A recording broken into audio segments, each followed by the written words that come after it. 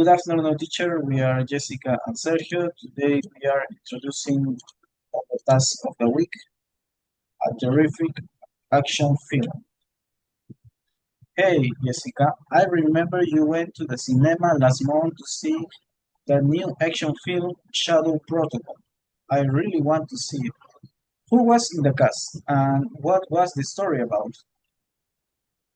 It was incredible. It started on Harry and Florence book. The story followed an ex-military pilot who was here to steal a top secret submarine. However, his entire them was double crossed by the government agency that originally hired them.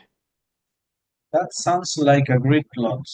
What exactly happened during the double cross? Did they lose the submarine? Well, they successfully stole the submarine from a heavily guarded water base. In addition, they managed to escape all the enemy radar detection. But when they arrived at the secret drop-off point, the agency's men started shouting of them instead of paying them. Oh wow. What were the characters doing when the agency's men were suddenly attacking them?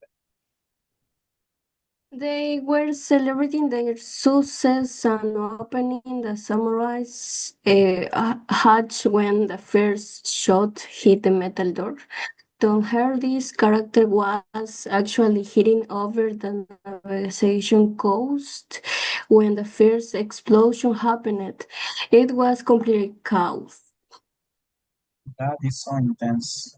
Did they manage to dive back underwater and escape? They barely escaped. They were thinking heavy fire, but Florence Pugh's character slid the hatch just in time, and they crashed the samurai through an underwater canyon to get away. So, what about the film you saw last week? You went to see Cyberstone, right? Tell me about the cast and the main story. Yes, I did. I starred Scarlett Johansson as an elite hacker and detective. The movie was about a massive cyber attack that shut down an entire city's power grid. She had to track down the group responsible before they completely destroyed the global banking system. The action scenes were visually stunning. On the other hand, the story felt a bit rushed towards the end. Why didn't I feel rushed? Did she find the main villains too easily? Exactly.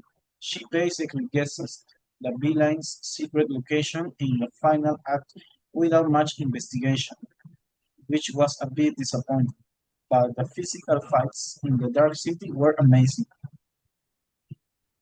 I can imagine. Was she doing with the power gear actually shut down for the first time?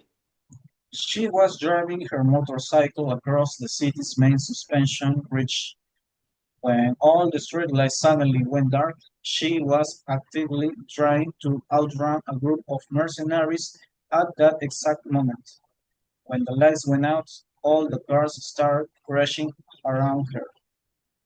That sounds terrifying. How did she survive that massive traffic crash on the bridge? She used the darkness and the chaos to her advantage. She jumped off her bike, climbed over the edge of the bridge, and fell onto a cargo ship that was pacing underneath. That is crazy, Stan. It sounds like both of these films were packed with adrenaline. Absolutely. In conclusion, both of the movies we saw had some absolutely fantastic action sequences, even if the plots weren't entirely perfect.